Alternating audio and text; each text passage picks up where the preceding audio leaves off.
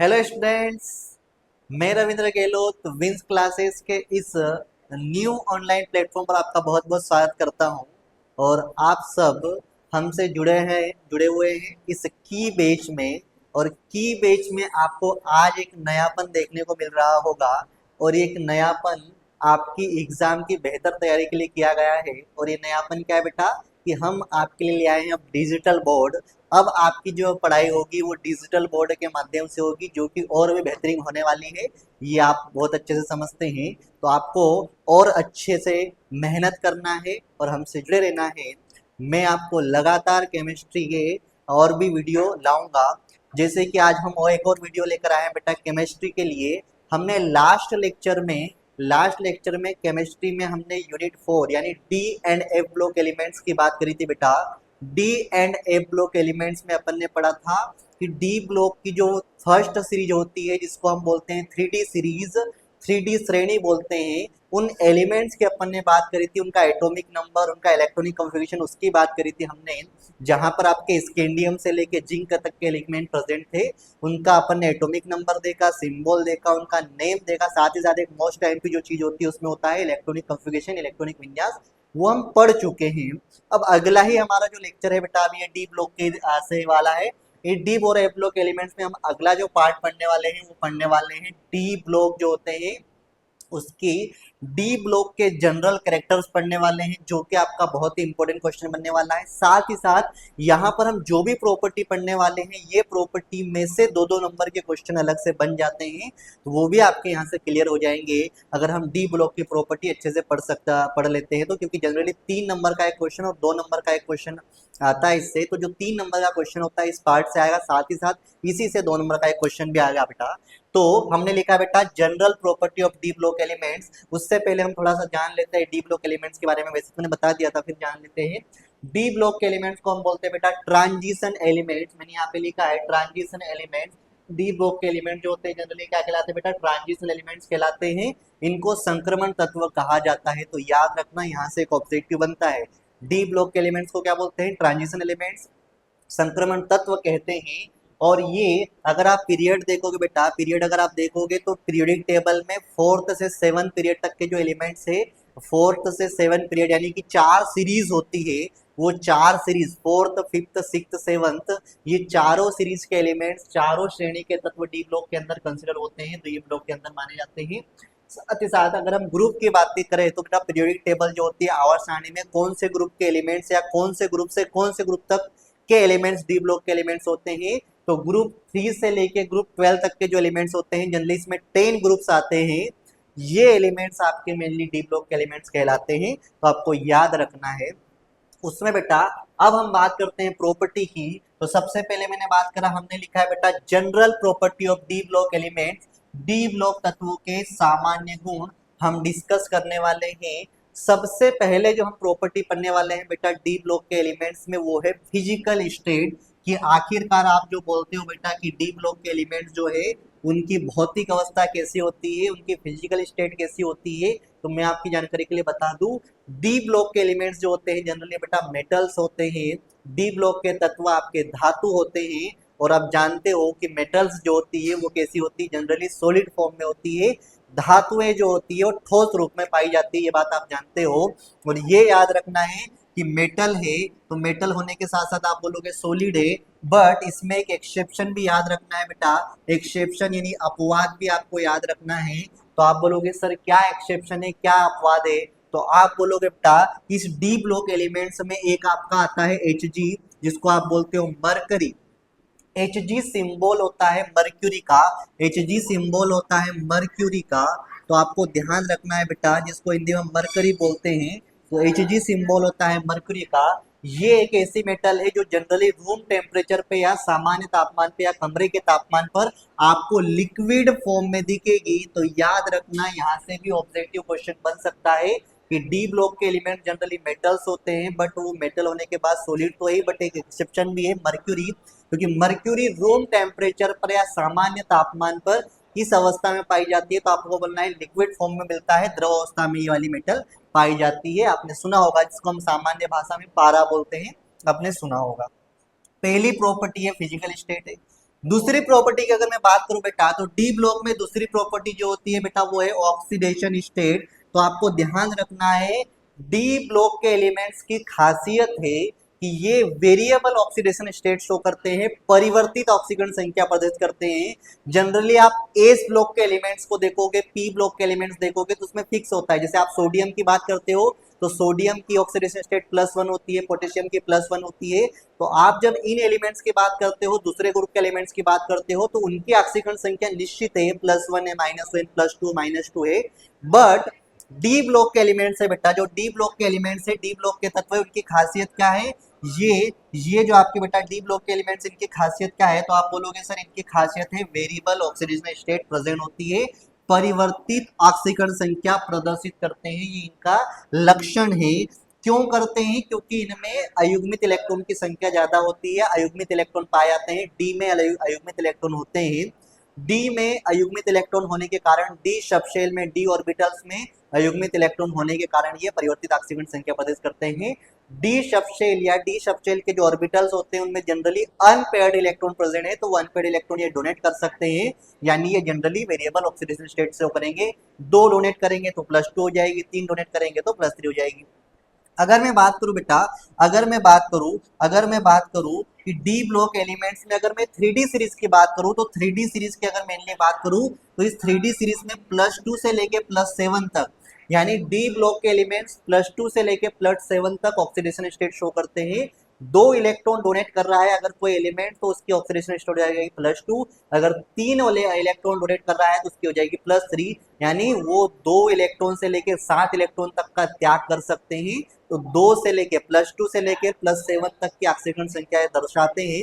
अगर मैं बात करूं सिर्फ 3D सीरीज या 3D श्रेणी की बात करूं, उसमें सबसे ज्यादा ये क्वेश्चन आता है बेटा कि डी ब्लॉक की 3D सीरीज या जो पहली सीरीज होती है जिंक से, स्कैंडियम से जिंक वाली जो सीरीज होती है, उस एलिमेंट्स में सबसे ज्यादा हायर ऑक्सीडेशन स्टेट कौन शो करता है? तो आपको ध्यान रखना है बेटा, मैग्नीज।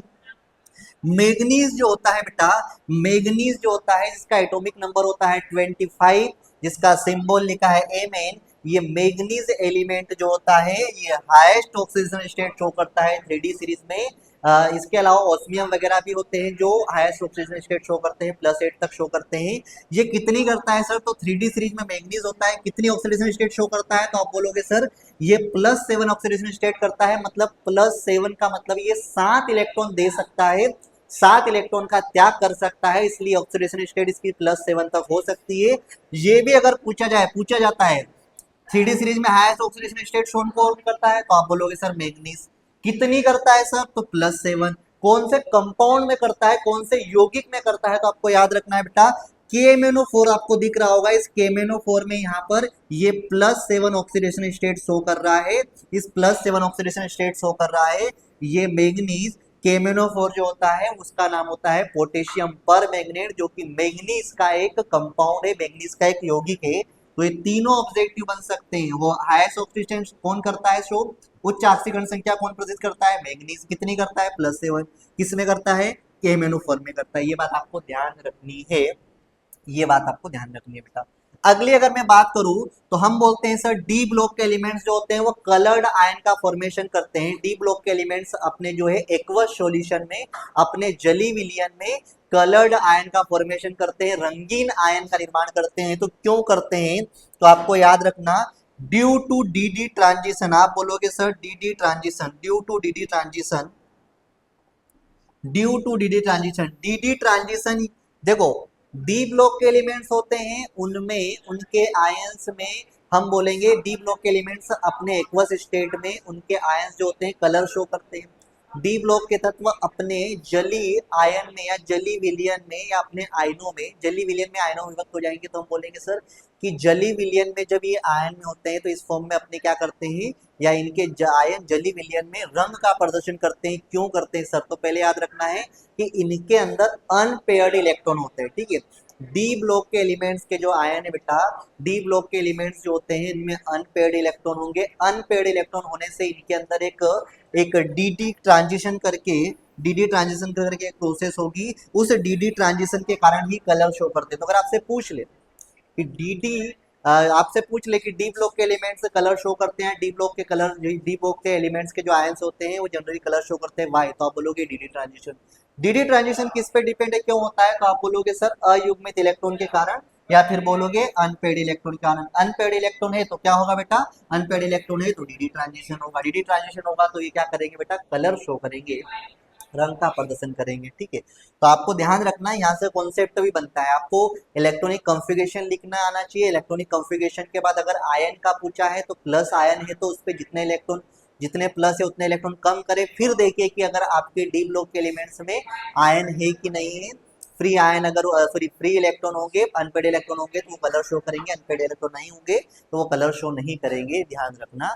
तो डीडी ट्रांजिशन होता है, डीडी ट्रांजिशन होता है अनपेड इलेक्ट्रॉन के कारण। अगर आपसे पूछे डी ब्लॉक के तत्व रंगीन आयनों का प्रदर्शन करते हैं या इनके आयन रंगीन आयन बनाते हैं, तो आप बोलोगे हाँ बनाते हैं। क्यों बनाते हैं, क्योंकि क्योंकि ये क्या करते हैं बेटा, इनमें अयुग्मित इलेक्ट्रॉन होते हैं और इन अयुग्मित इलेक्ट्रॉन के कारण क्या होता है, इनमें डीडी संक्रमण। क्या इतनी बात क्लियर है बेटा। तो ये तीन प्रॉपर्टी है। आगे की प्रॉपर्टी की तरफ हम बढ़ते बेटा, तो आगे की प्रॉपर्टी हम देखेंगे। फिर मैंने एग्जाम्पल लिखे हैं वही कलर वाले, तो इसमें रिलेटेड ऑब्जेक्टिव भी आ चुके हैं। जैसे कॉपर टू पॉजिटिव बेटा, अगर हमने बोला कॉपर टू पॉजिटिव की अगर मैं बात करूं, अगर मैं बात करूं कॉपर टू पॉजिटिव की, तो कॉपर टू पॉजिटिव कौन सा कलर शो करता है, तो आपको ध्यान रखना है ब्लू कलर शो करता है। ठीक है, वहीं आपसे पूछ ले बेटा निकिल टू पॉजिटिव, ये क्वेश्चन आ भी चुका है, निकिल टू पॉजिटिव जिसमें निकिल अपने आयन के फॉर्म में और कलर शो करता है क्योंकि इसमें अनपेड इलेक्ट्रॉन होते हैं। तो आप बोलोगे निकिल टू पॉजिटिव कौन सा कलर शो करता है, तो आप बोलोगे सर ये ग्रीन कलर शो करता है, ये हरे रंग का प्रदर्शन करता है। तो आप बोलोगे सर ये ग्रीन कलर का, ग्रीन कलर शो करता है, हरा रंग प्रदर्शित करता है, और ये नीला रंग प्रदर्शित करता है, मतलब ये कलर शो करते हैं। कब करेंगे, डीडी ट्रांजिशन के कारण। डीडी ट्रांजिशन कब होगा, जब इनमें अनपेड इलेक्ट्रॉन होगा। क्लियर इतनी बात। अगली प्रॉपर्टी अगर हम देखें बेटा डी ब्लॉक की, तो वो है मैग्नेटिक प्रॉपर्टी, चुंबकीय गुण। ठीक है, डी ब्लॉक के एलिमेंट्स होते हैं, डी ब्लॉक के एलिमेंट्स जो होते हैं जनरली मैग्नेटिक प्रॉपर्टी शो करते हैं, इनमें चुंबकीय गुण भी पाया जाता है। सर तो क्या है चुंबकीय गुण, तो देखो बेटा अगर हम किसी एलिमेंट से उसके आयन को मैग्नेटिक फील्ड में रखते हैं, तो वो अगर अट्रैक्ट होता है मैग्नेटिक फील्ड की तरफ, तो इसका मतलब उसका जो है उसका मैग्नेटिक प्रॉपर्टी कहलाएगी पैरामैग्नेटिक है। वो कैसा है, पैरामैग्नेटिक। अगर कोई मैग्नेटिक फील्ड की तरफ अट्रैक्ट होता है तो वो पैरामैग्नेटिक है, और अगर मैग्नेटिक फील्ड से रिपल्स हो रहा है, रिपल्सन हो रहा है मैग्नेटिक फील्ड से, तो उसका नेचर है डायमैग्नेटिक। अगर चुंबकीय क्षेत्र में कोई तत्व आयन रखने पर वो चुंबकीय क्षेत्र की तरफ आकर्षित होता है, तो यह गुण उसका अनुचुंबकीय कहलाता है। और अगर यदि कोई तत्व चुंबकीय क्षेत्र में प्रतिकर्षित होता है, चुंबकीय क्षेत्र से प्रतिकर्षित होता है, तो आप बोलोगे यह गुण प्रतिचुंबकीय कहलाता है। ये भी डिपेंड होता है बेटा, ये भी डिपेंड होता है अनपेड पेयर इलेक्ट्रॉन पर। तो यहाँ पे समझो बेटा चुंबकीय गुण कैसे प्रदर्शित करते हैं डी ब्लॉक के एलिमेंट, तो अगर उनमें अनपेड इलेक्ट्रॉन प्रेजेंट है, क्या बोलोगे बेटा, अगर उनमें क्या है, अनपेड इलेक्ट्रॉन प्रेजेंट है, अगर उनमें अनपेड इलेक्ट्रॉन प्रेजेंट है, अगर उनमें अनपेड इलेक्ट्रॉन प्रेजेंट है, तो आप बोलोगे अनपेड इलेक्ट्रॉन होने की वजह से वो कैसा होगा, पैरामैग्नेटिक। अनपेड इलेक्ट्रॉन है तो पैरामैग्नेटिक या अनुचुंबकीय। अगर उनमें सारे इलेक्ट्रॉन पेयर्ड है, सारे इलेक्ट्रॉन जोड़े में है, तो सारे इलेक्ट्रॉन पेयर्ड होने पर डी ब्लॉक के एलिमेंट्स जो होंगे वो डायमैग्नेटिक बिहेवियर शो करते हैं, डायमैग्नेटिज्म कहलाते हैं। तो अनपेड इलेक्ट्रॉन है तो कलर्ड भी है और पैरामैग्नेटिक भी है, रंगीन भी है और अनुचुंबकीय भी है। बट अगर उनमें अनपेड इलेक्ट्रॉन प्रेजेंट नहीं है, सारे इलेक्ट्रॉन पेयर्ड है, युग्मित इलेक्ट्रॉन है, तो वो रंगहीन होंगे, यानी कलर नहीं शो करेंगे। और रंगहीन होने के साथ साथ कैसे होंगे बेटा, तो वो होंगे आपके डायमैग्नेटिक होंगे, यानी प्रतिचुंबकीय होंगे। एक पैरामैग्नेटिक की भी एक्सट्रीम कंडीशन आती है, चरम जो वो होता है अनुचुंबकीय का चरम स्थान होता है, जिसमें आप बोलोगे उनको कहा जाता है फेरोमैग्नेटिक, मतलब बहुत ज्यादा अट्रैक्ट होते हैं मैग्नेटिक फील्ड की तरफ, बहुत ज्यादा अट्रैक्ट होते हैं, चुंबकीय क्षेत्र की तरफ बहुत ज्यादा आकर्षित होते हैं। तो ये प्रॉपर्टी उनको पैरामैग्नेटिक से भी एक स्पेशल कैरेक्टर देता है, इसलिए इनको कहा जाता है फेरोमैग्नेटिक। तो डी ब्लॉक के कुछ एलिमेंट्स होते हैं फेरोमैग्नेटिक कहलाते हैं, ये एक्सट्रीम पैरामैग्नेटिज्म होते हैं, चरम अनुचुंबकीय गुण प्रदर्शित करते हैं, इसलिए इनको फेरोमैग्नेटिक बोलते हैं। हिंदी में इनको कहा जाता है लोह चुंबकीय तत्व। तो अगर आपसे पूछ ले कि पैरामैग्नेटिक या लोह चुंबकीय तत्व कौन से होते हैं, तो याद रखना ये आपके आयरन जो है, फिकोनी लिखा है अपन ने, आयरन, कोबाल्ट, और कौन सा है बेटा, निकिल, फिकोनी। ठीक है, फिकोनी फिकोनी फिकोनी यानी आपके आयरन कोबाल्ट और निकिल जो होते हैं इनको जनरली फेरोमैग्नेटिक एलिमेंट्स बोलते हैं, लोह चुंबकीय तत्व बोला जाता है, ये बात भी आपको याद रखना है। एक और प्रॉपर्टी लिखी बेटा अपन ने, कैटालाइटिक प्रॉपर्टी यानी उत्प्रेरकी गुण। डी ब्लॉक के एलिमेंट्स जो होते हैं बेटा जनरली वो कैटलिस्ट फॉर्म में काम करते हैं। आपने बहुत सारी केमिस्ट्री में रिएक्शंस देखी हुए, उन रिएक्शन में एरो के साइन के ऊपर आपके जनरली डी ब्लॉक के एलिमेंट्स लिखे रहते हैं, निकिल लिखा रहता है, पैलेडियम लिखा रहता है, आयरन लिखा रहता है, कॉपर लिखा रहता है। तो ये एलिमेंट्स होते हैं, डी ब्लॉक के एलिमेंट्स जो होते हैं वो कैटलिस्ट के फॉर्म में भी काम करते हैं due to variable oxidation state, या फिर बोलते हैं due to multiple oxidation state. परिवर्तित ऑक्सीकरण संख्या प्रदर्शित करने के कारण ये अपना क्या करते हैं, उत्प्रेरकी गुण प्रदर्शित करते हैं, यानी उत्प्रेरक के रूप में भी होते हैं, किसी अभिक्रिया की दर को बढ़ा देते हैं, किसी रिएक्शन की स्पीड को इंक्रीज कर देते हैं, ये काम भी ये करते हैं। कौन कौन से है सर? मैंने बोला सर, मैंने कुछ लिखे हैं यहाँ पे।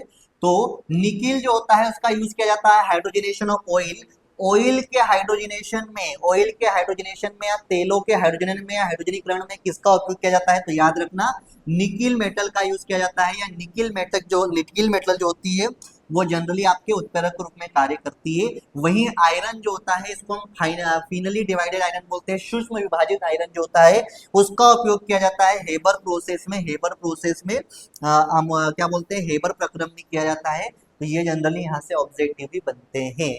अगला लास्ट एक प्रॉपर्टी लिखी है, वैसे तो बेटा बहुत सारी प्रॉपर्टी है बट हमको लगभग 5 से 6 प्रॉपर्टी याद होना चाहिए, और जनरली वो प्रॉपर्टी याद होना चाहिए जिससे रिलेटेड क्वेश्चन भी बन जाते हैं, ताकि वो प्रॉपर्टी भी याद हो जाए, उससे रिलेटेड अगर 2-2 नंबर के क्वेश्चन बन जाए, जैसे इससे 2 नंबर क्वेश्चन बन सकता है, इससे 2 नंबर क्वेश्चन बन सकता है, तो आपकी मदद मिल जाएगी। लास्ट लिखे बेटा डी ब्लॉक के एलिमेंट्स का मेल्टिंग और बॉइलिंग पॉइंट क्या होता है, डी ब्लॉक के तत्वों का गलनांक और क्वथनांक क्या होता है। तो आपको ध्यान रखना है, ये मेटल्स है तो ये हाई बॉइलिंग और मेल्टिंग पॉइंट शो करती है, इनमें गलनांक और क्वथनांक उच्च पाए जाते हैं, ये बात आपको ध्यान रखनी है।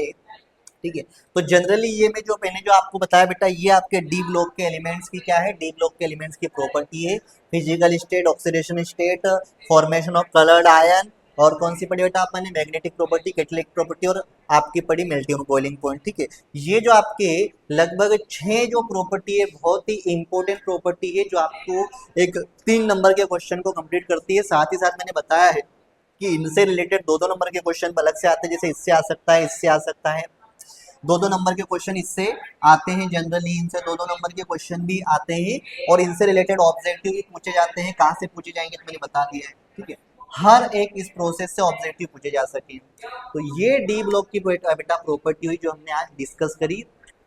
और भी प्रॉपर्टी है बट वो अलग क्वेश्चन के फॉर्म में आ सकती है, इंटरस्टिशियल फॉर्म, मिश मेटल वगैरह तो अपना अलग पढ़ेंगे।